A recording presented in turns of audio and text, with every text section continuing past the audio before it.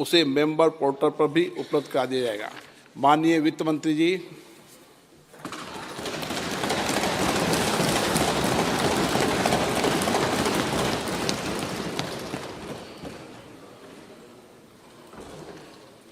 Honorable Speaker, I present the interim budget for 24-25.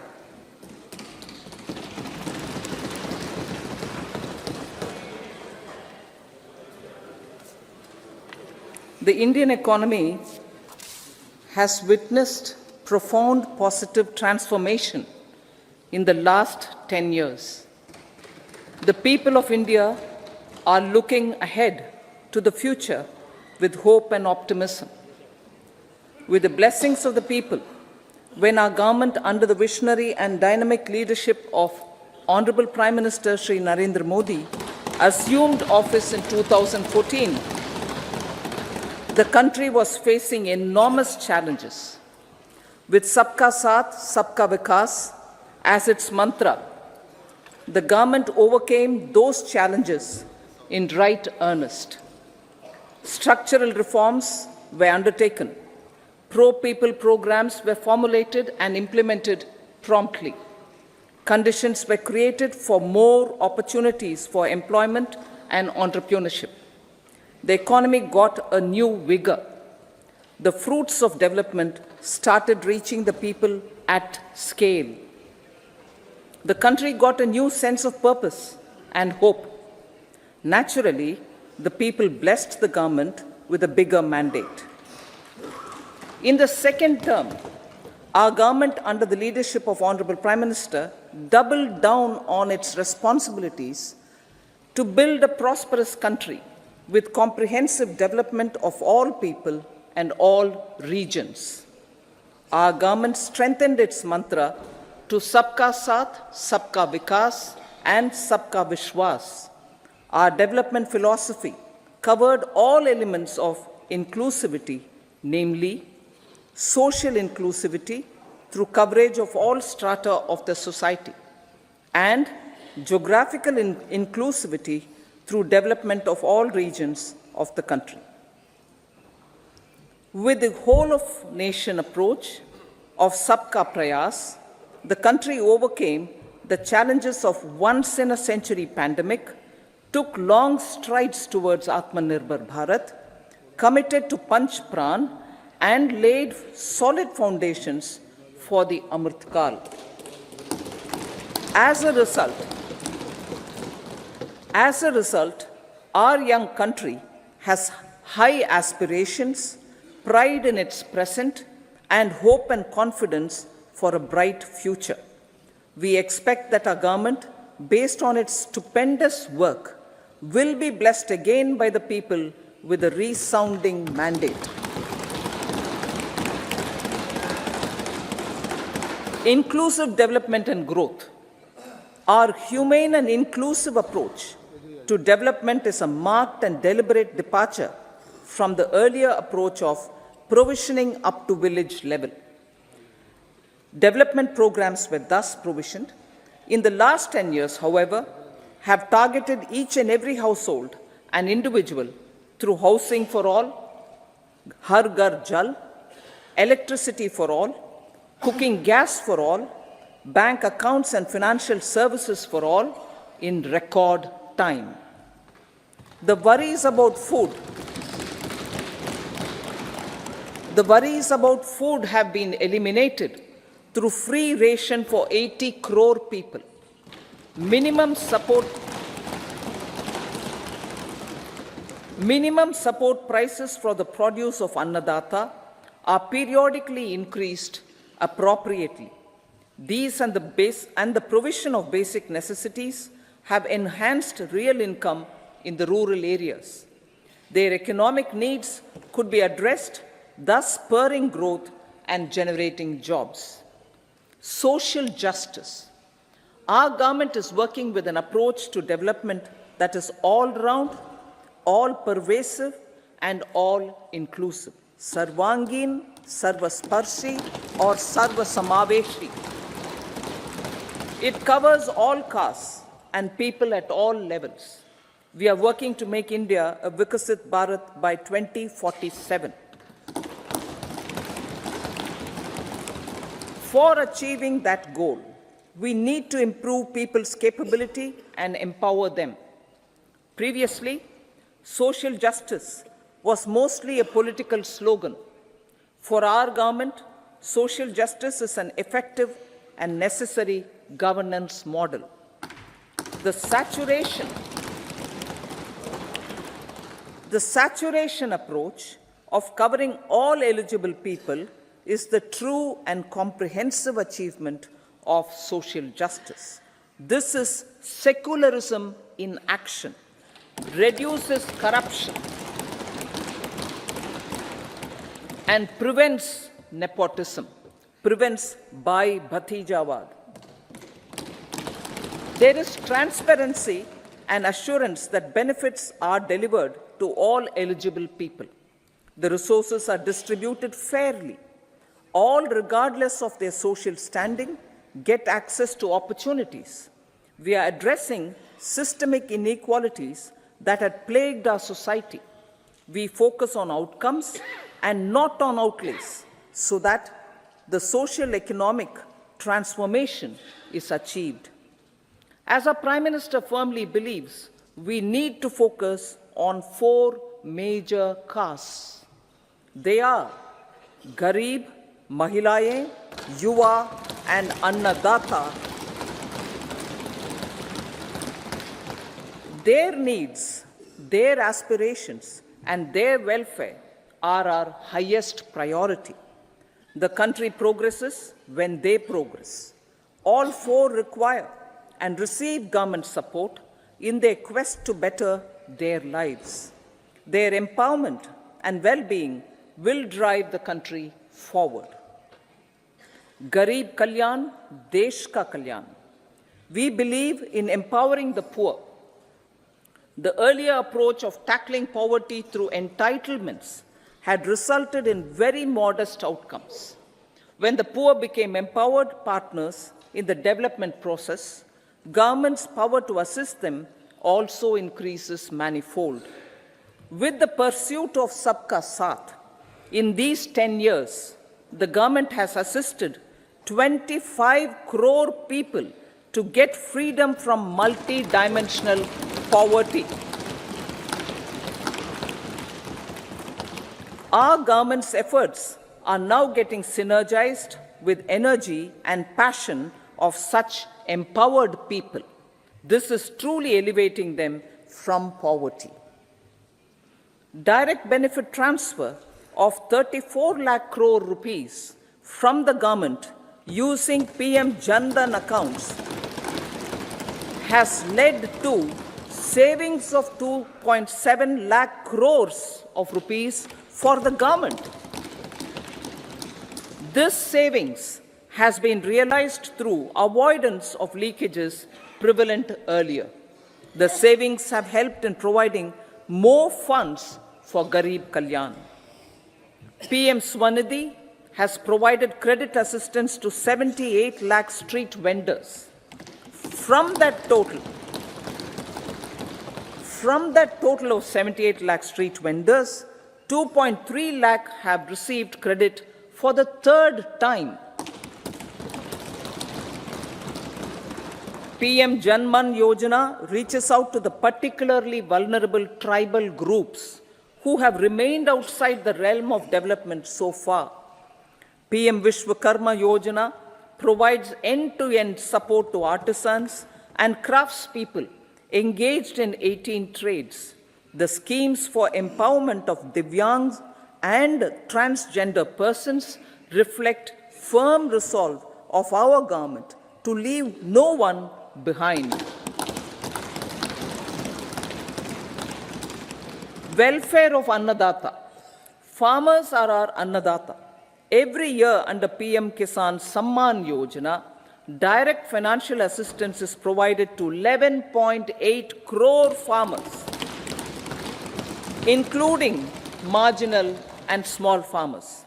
Crop insurance is given to 4 crore farmers under PM Fasal Bima Yojana. These besides several other programs, are assisting Annadata in producing food for the country and for the world. Electronic National Agricultural Market has integrated 1,361 mandis and is providing services to 1.8 crore farmers with trading volume of 3 lakh crores of rupees. The sector is poised for inclusive, balanced, higher growth and productivity.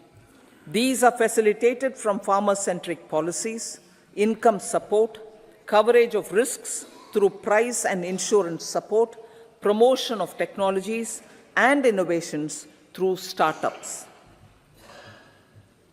Empowering the Amrit PD, the Yuva. Our prosperity depends on adequately equipping and empowering the youth. The National Education Policy 2020 is ushering the transformational reforms.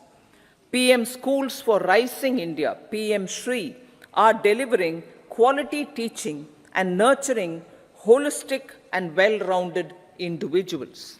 The Skill India mission has trained 1.4 crore youth,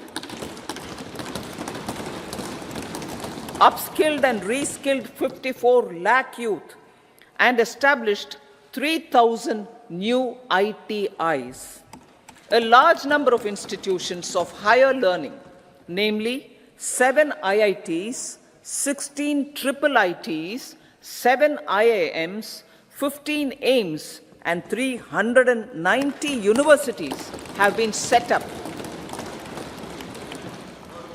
PM Mudra Yojana has sanctioned 43 crore loans aggregating to 22.5 lakh crores of rupees for entrepreneurial aspirations of our youth. Besides that, Fund of Funds, Startup India, and Startup Credit Guarantee schemes are assisting our youth. They are also becoming Rozgar Data. The country is proud of our youth scaling new heights in sports. The highest ever medal tally in Asian Games and Asian Para Games in 2023 reflects a high confidence level.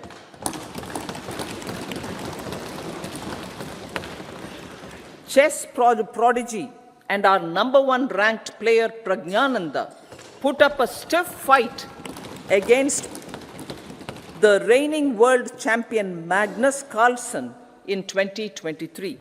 Today, India has over 80 chess grandmasters compared to little over 20 in 2010. Momentum for Nari Shakti.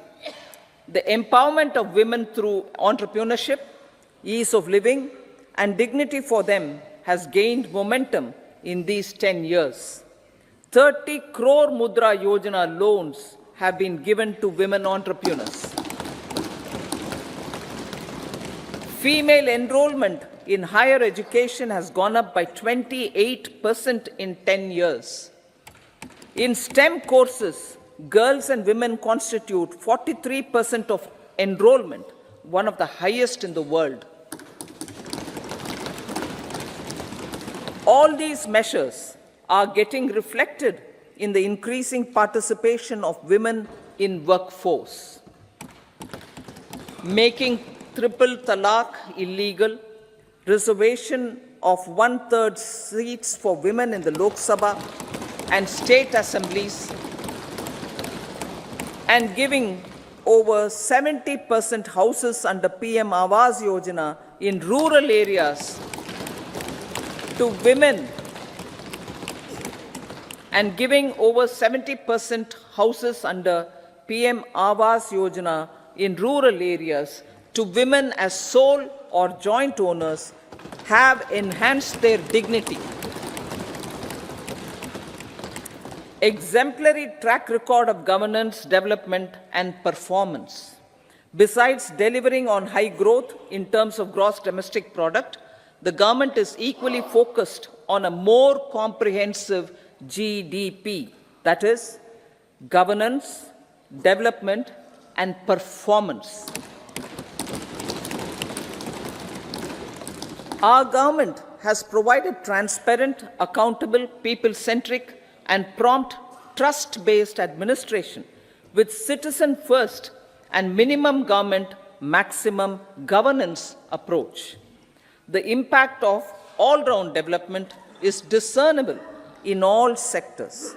There is macroeconomic stability, including in the external sector. Investments are robust. The economy is doing well. People are living better and earning better, with even greater aspirations for future. Average real income of the people has increased by 50%. Inflation is moderate. People are getting empowered, equipped, and enabled to pursue their aspirations. There is effective and timely delivery of programs and of large projects. Economic management. The multi-pronged economic management over the past 10 years has complemented people-centric, inclusive development. Following are some of the major elements. 1. All forms of infrastructure, physical, digital, or social, are being built in record time.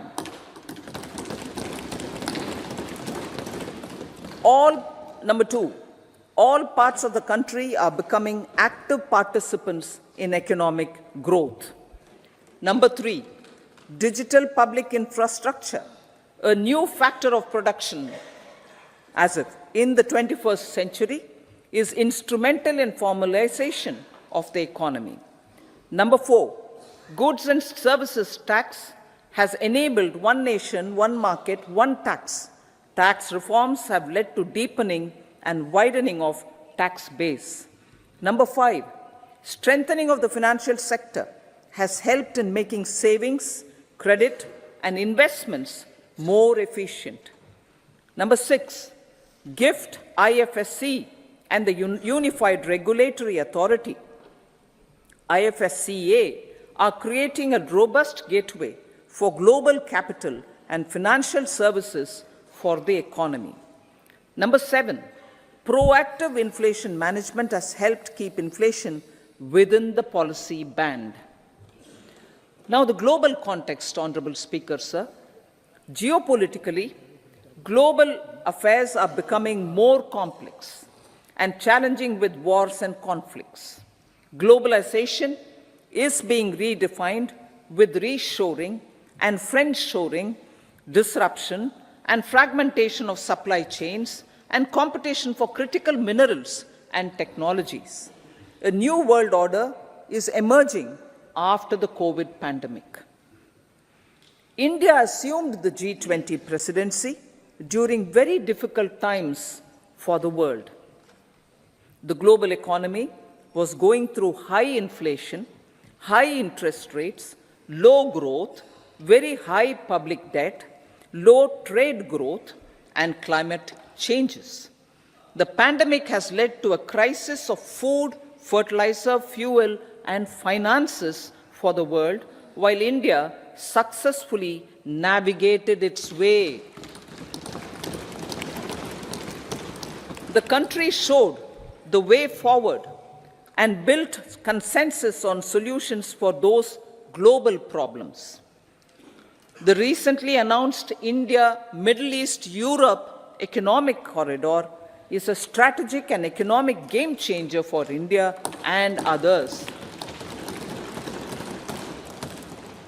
In the words of Honorable Prime Minister, the corridor, and I quote, will become the basis of world trade for hundreds of years to come, and history will remember that this corridor was initiated on Indian soil, unquote. Vision for Vikasit Bharat. Our vision for Vikasit Bharat is that of prosperous Bharat in harmony with nature, with modern infrastructure, and providing opportunities for all citizens and all regions to reach their potential.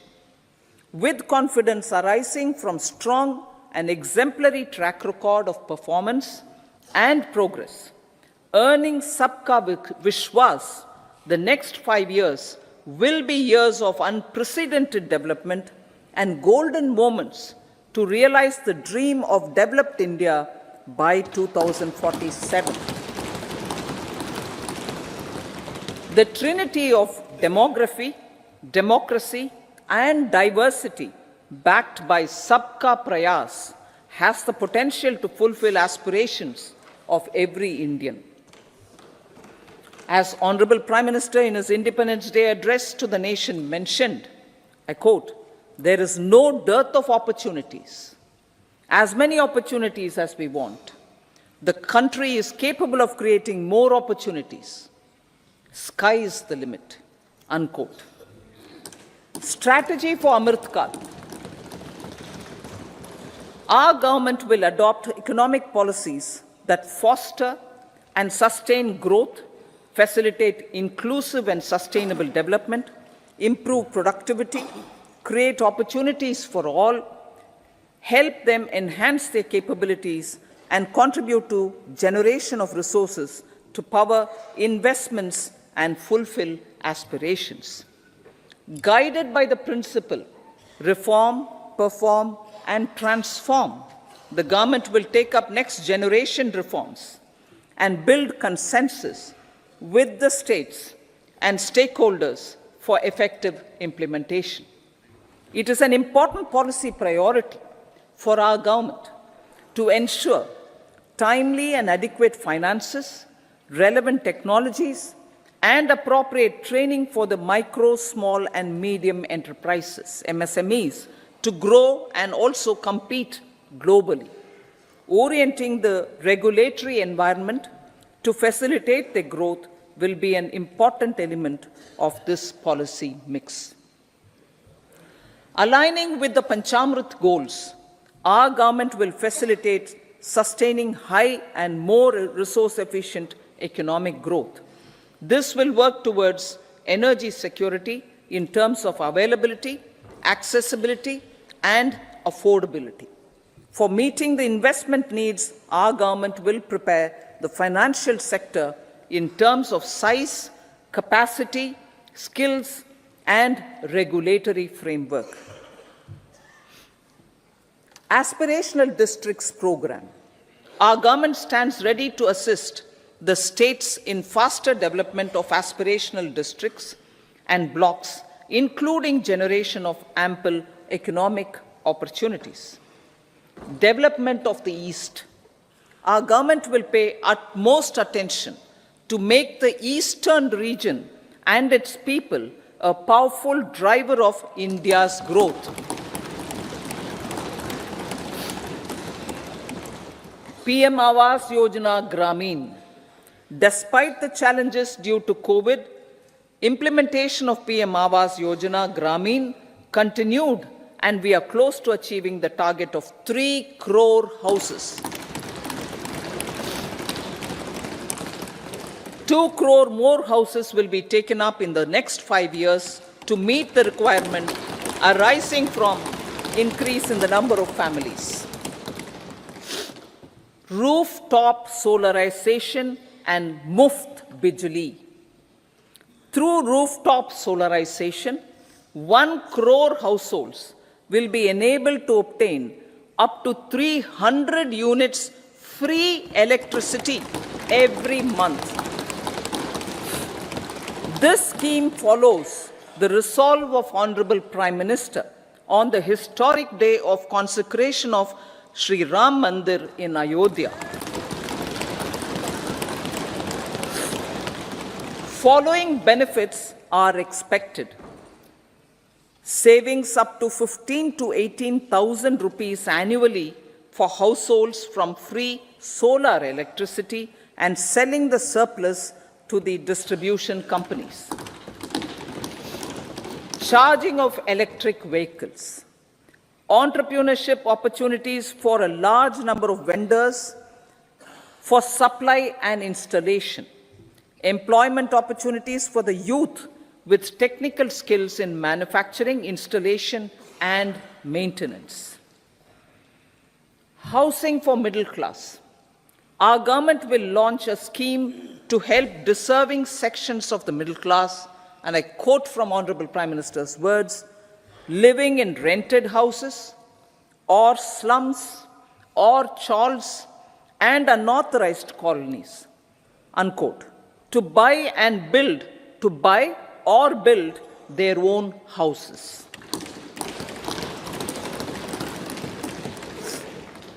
Medical colleges. Several youth are ambitious to get qualified as doctors. They aim to serve our people through improved healthcare services. Our government plans to set up more medical colleges by utilizing the existing hospital infrastructure under various departments. A committee for this purpose will be set up to examine the issues and make relevant recommendations. Cervical cancer vaccination. Our government will encourage vaccination for girls in the age group of 9 to 14 years for prevention of cervical cancer. Maternal and child health care. Various schemes for maternal and child care will be brought under one comprehensive program for synergy in implementation. Upgradation of Anganwadi centers under Saksham Anganwadi and Poshan 2.0 will be expedited for improved nutrition delivery, early childhood care and development. The newly designed U-Win platform for managing immunization and intensified efforts of Mission Indradhanush will be rolled out expeditiously throughout the country. Ayushman Bharat. Healthcare cover under Ayushman Bharat scheme will be extended to all ASHA workers, to all Anganwadi workers and helpers. Agriculture and food processing. The efforts of value addition in agriculture sector and boosting farmers' incomes will be stepped up. Pradhan Mantri Kisan Sampada Yojana has benefited 38 lakh farmers and generated 10 lakh employment. Pradhan Mantri Formalization of Micro Food Processing Enterprises Yojana has assisted 2.4 lakh SHGs and 60,000 individuals with credit linkages. Other schemes are complementing the efforts for reducing post-harvest losses and improving productivity and incomes. For ensuring faster growth of the sector, our government will further promote private and public investment in post-harvest activities, including aggregation, modern storage, efficient supply chains, primary and secondary processing and marketing and branding. Nano DAP. After the successful adoption of nano urea, application of nano DAP on various crops will be expanded in all agroclimatic zones. Atmanirbhar Oil Seeds Abhiyan. Building on the initiative announced in 2022, a strategy will be formulated to achieve Atmanirbharta for oil seeds such as mustard, groundnut, sesame, soya bean, and sunflower. This will cover research for high-yielding varieties, widespread adoption of modern farming techniques, market linkages, procurement, value addition, and crop insurance. Dairy development. A comprehensive program for supporting dairy farmers will be formulated. Efforts are already on to control foot and mouth disease. India is the world's largest milk producer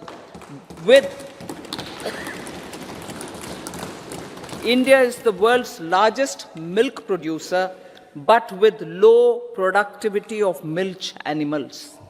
The program will be built on the success of existing schemes such as Rashtriya Gokul Mission, National Livestock Mission, and infrastructure development funds for dairy processing and animal husbandry. Matsya Sampada. It was our government which set up a separate department for fisheries, realizing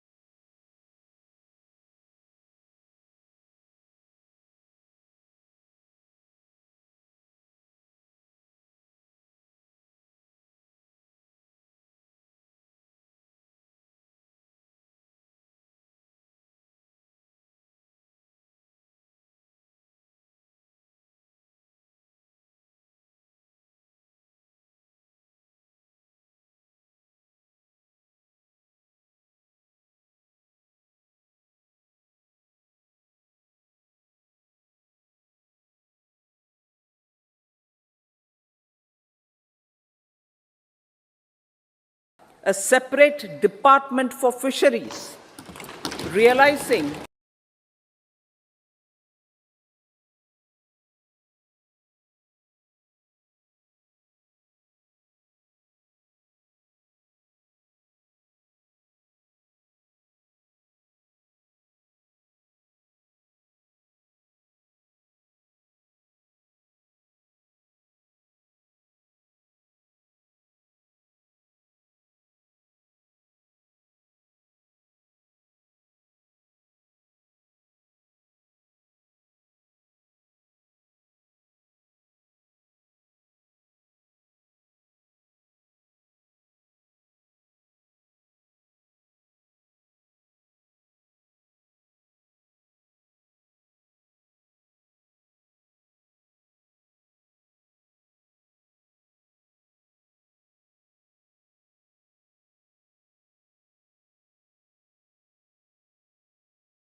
will be implemented.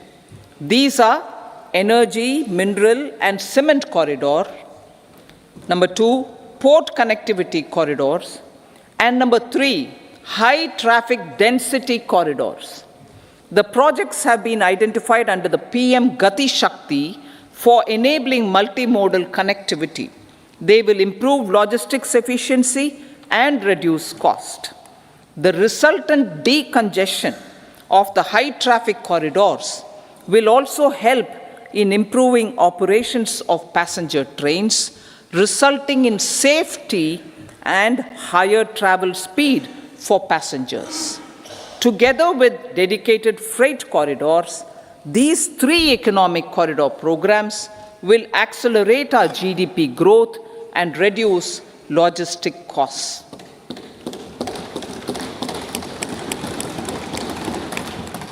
$40,000 normal rail bogies will be converted to Vande Bharat standards to enhance safety, convenience, and comfort of passengers. Aviation sector. The aviation sector has been galvanized in the past 10 years. Number of airports have doubled to 149. Rollout of air connectivity to Tier 2 and Tier 3 cities under UDAN scheme has been widespread. 517 new routes are carrying 1.3 crore passengers. Indian carriers have proactively placed orders for over 1,000 new aircrafts. Expansion of existing airports and development of new airports will continue expeditiously. Metro and Namo Bharat. We have a fast expanding middle class and rapid urbanization is taking place. Metro rail and Namo Bharat can be the catalyst for the required urban transformation. Expansion of these systems will be supported in large cities, focusing on transit-oriented development. Green energy. Towards meeting our commitment for net zero by 2070, the following measures will be taken. Viability gap funding will be provided for harnessing offshore wind energy, potential for initial capacity of 1 gigawatt. Coal gasification and liquefaction capacity of 100 metric tons will be set up by 2030. This will also help in reducing imports of natural gas, methanol, and ammonia. Phased mandatory blending of compressed biogas in compressed natural gas for transport and piped natural gas for domestic purposes will be mandated.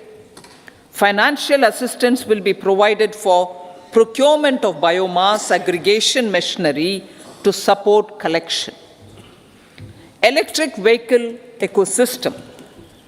Our government will expand this and strengthen the e-vehicle ecosystem by supporting manufacturing and charging infrastructure. Greater adoption of e-buses for public transport networks will be encouraged through payment security mechanism. Biomanufacturing and biofoundry. For promoting green growth, a new scheme of biomanufacturing and biofoundry will be launched. This will provide environment-friendly alternatives such as biodegradable polymers, bioplastics, biopharmaceuticals, and bioagri-inputs. This scheme will also help in transforming today's consumptive manufacturing paradigm to the one based on regenerative principles. Blue Economy 2.0. For promoting climate resilient activities for Blue Economy 2.0, a scheme for restoration and adaptation measures and coastal aquaculture and mariculture with integrated and multi-sectoral approach will be launched. Comprehensive development of tourist centers.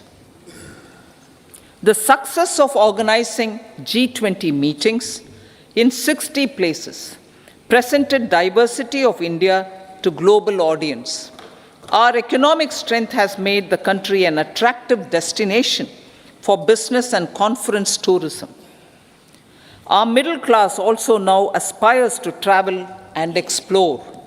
Tourism, including spiritual tourism, has tremendous opportunities for local entrepreneurship. States will be encouraged to take up comprehensive development of iconic tourist centers, branding and marketing them at global scale.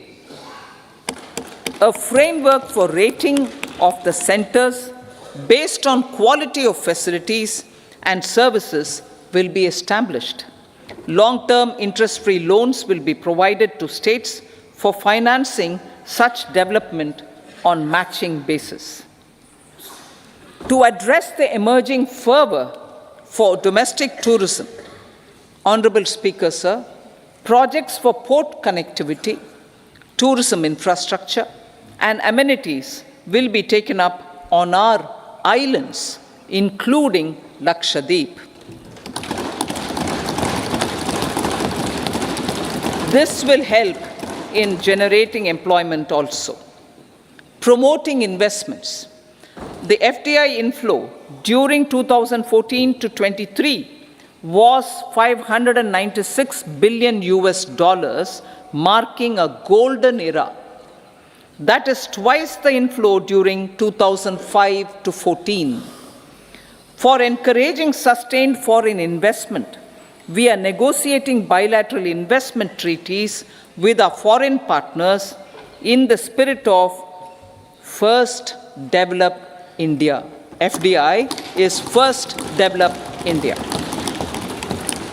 Reforms in the states for Vikasit Bharat. Many growth and development enabling reforms are needed in the states for realizing the vision of Vikasit Bharat.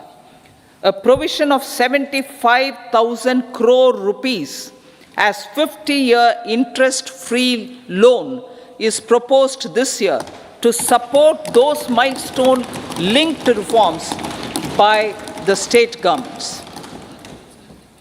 Societal changes.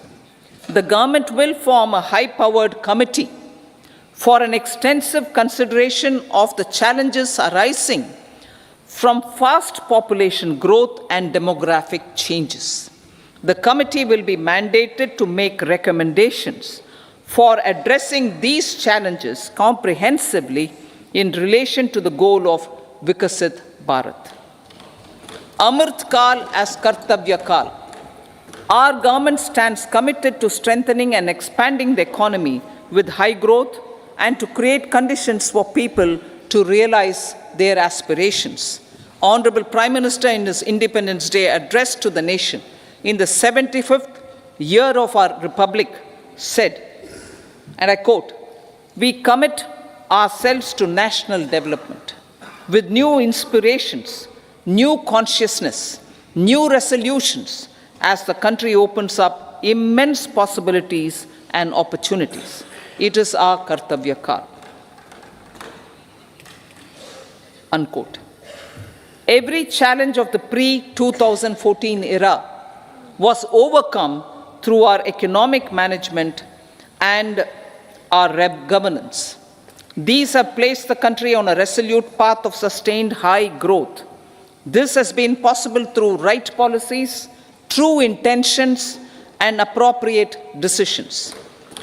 In the full budget in July, Honorable Speaker, our government will present a detailed roadmap for our pursuit of Vikasit Bharat.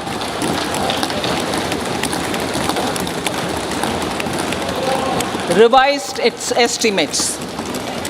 Revised estimates of 2023-24. The revised estimate of the total receipts other than borrowings is 27.56 lakh crores of rupees of which the tax receipts are 23.24 lakh crore rupees. The revised estimate of total expenditure is 44.90 lakh crore rupees. The revenue receipts at 30.03 lakh crore rupees are expected to be higher than the budget estimate, reflecting strong growth momentum and formalization in the economy.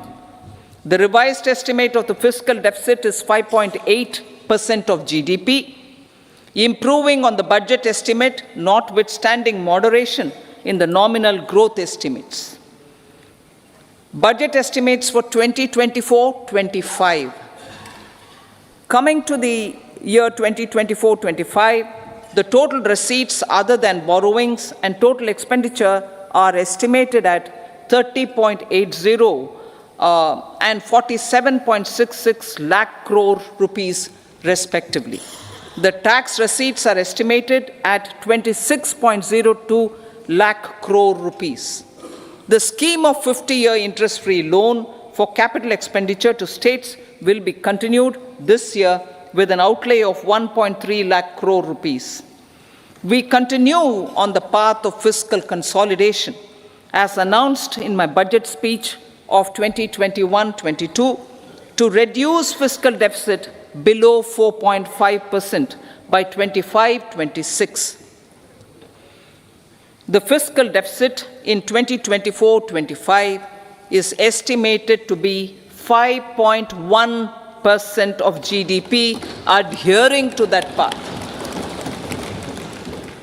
So the gross and net market borrowings through dated securities during 24-25 are estimated at 14.13 lakh crore rupees and 11.75 lakh crore respectively. Both will be less than that in 23-24. Now that the private investments are happening at scale, the lower borrowings by the central government will facilitate larger availability of credit for the private sector. Vote on account. I'll be seeking vote on account approval of the Parliament through the appropriation bill for a part of the financial year 2024-25. I will now move to Part B. Honorable Speaker, sir, over the last 10 years, the direct tax collections have more than trebled and the return filers swelled 2.4 times.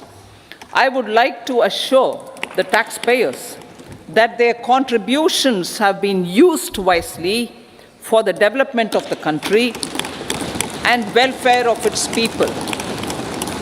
I appreciate the taxpayers for their continued support. The government has reduced and rationalized tax rates. Under the new tax scheme, there is now no tax liability for taxpayers with income up to 7 lakh rupees, up from 2.2 lakh rupees in the financial year 2013-14. The threshold for presumptive taxation for retail businesses was increased from 2 crores to 3 crores. Similarly, the threshold for professionals eligible for presumptive taxation was increased from 50 lakh rupees to 75 lakh rupees. Also, corporate tax rate was decreased from 30% to 22% for existing domestic companies and to 15% for certain new manufacturing companies. Honorable Speaker, sir, in the last 5 years, our focus has been to improve taxpayer services. The age-old jurisdiction-based assessment system was transformed with the introduction of faceless assessment and appeal, thereby imparting greater efficiency, transparency, and accountability. Introduction of updated income tax returns, a new Form 26AS, and pre-filling of tax returns have made filing of tax returns simpler and easier. Average processing time of returns has been reduced from 93 days in the year 2013-14 to a mere 10 days this year, thereby making refunds faster. Indirect taxation. By unifying the highly fragmented indirect tax regime in India, the GST has reduced the compliance burden on trade and industry. The industry has acknowledged the benefits of GST. According to a recent survey conducted by a leading consulting firm, 94% of industry leaders view the transition to GST as largely positive. According to 80% of the respondents, it has led to supply chain optimization, as elimination of tax arbitrage and octroi has resulted in disbanding of checkposts at the state and city boundaries. At the same time, tax base of GST more than doubled, and the average monthly gross GST collection has almost doubled to 1.66 lakh crores this year. States too have benefited. States' SGST revenue, including compensation released to states in the post-GST period of 2017-18 to 2022-23, has achieved a buoyancy of 1.22. In contrast, the tax buoyancy of state revenues from subsumed taxes in the pre-GST four-year period of 2012-13 to 2015-16 was a mere 0.72.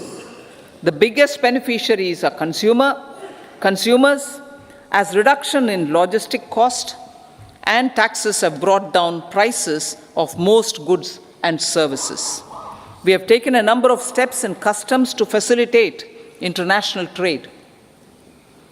As a result, the import release time declined by 47% to 71 hours at inland container depots, by 28% to 44 hours at air cargo complexes, and by 27% to 85 hours at seaports over the last 4 years since 2019, when the national time release studies were first started. Tax proposals. As for tax proposals, in keeping with the convention, I do not propose to make any changes relating to taxation and propose to retain the same tax rates for direct and indirect taxes, including import duties. However, certain tax benefits to startups and investments made by sovereign wealth or pension funds, as also tax exemption on certain income of some IFSC units, are expiring on 31/3/2024. To provide continuity in taxation, I propose to extend the date to 31/3/2025. Moreover, in line with our government's vision to improve ease of living and ease of doing business, I wish to make an announcement to improve taxpayer services. There are a large number of petty, non-verified, non-reconciled, or disputed direct tax demands, many of them dating as far back as 1962, which continue to remain on the books, causing anxiety to honest taxpayers and hindering refunds of subsequent years. Honorable Speaker, sir, I propose to withdraw such outstanding direct tax demands up to 25,000 rupees pertaining to the period up to financial year 2009-10 and up to 10,000 rupees for financial years 2010-11 to 2014-15. This is expected to benefit about 1 crore taxpayers. 1 crore taxpayers would benefit out of this. Economy then and now. In 2014, when our government assumed the reins, the responsibility to mend the economy step by step and to put the governance systems in order was enormous. The need of the hour was to give hope to the people, to attract investments, and to build support for the much needed reforms. The government did that successfully, following our strong belief of nation first. The crisis of those years has been overcome, and the economy has been put firmly on a high, sustainable growth path with all-round development. It is now appropriate to look at where we were then. I repeat, it is now appropriate to look at where we were then till 2014 and where we are now, only for the purpose of drawing lessons from the mismanagement of those years. The government will lay a white paper on table of the House.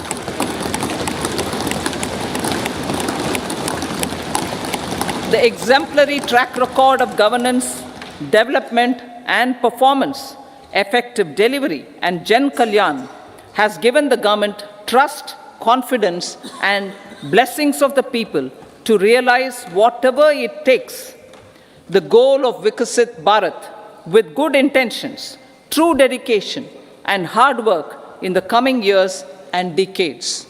With this, Honorable Speaker, I commend the interim budget to this august House. Jai Hind.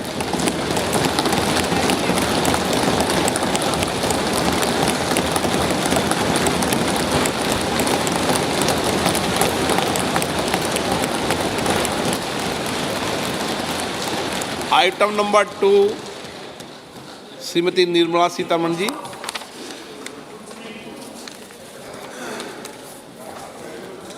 So, with your permission, I rise to lay on the table the following statements under Section 3(1) of the Fiscal Responsibility and Budget Management Act 2003, Medium-Term Fiscal Policy cum Fiscal Policy Strategy Statement and Macroeconomic Framework Statement. Item number 3 Shrimati Nirmala Sitharaman ji. Sir, with your permission, I rise to move for leave to introduce the Finance Bill 2024. प्रश्न ये है कि विधेयक को पुनर्स्थापित करने की अनुमति प्रदान की जाए। जो सदस्य इसके पक्ष में हाँ कहें, जो सदस्य विरोध में ना कहें। मेरे विचार में निर्णय हाँ वालों के पक्ष हुआ, हाँ वालों के पक्ष हुआ। माननीय मंत्री जी विधेयक को पुनर्स्थापित करें। So I introduce the bill. सभा की कार्रवाई शुक्रवार दिनांक 2 फरवरी 2024 को प्राप्त 11 बजे तक के लिए स्थगित की जाती है।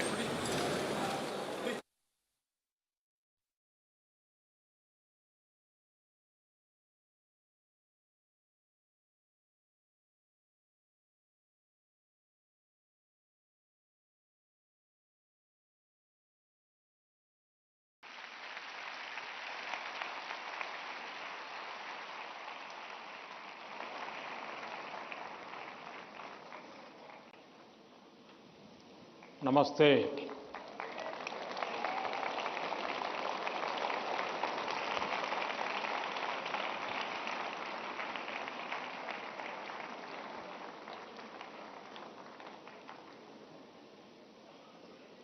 अभी मैं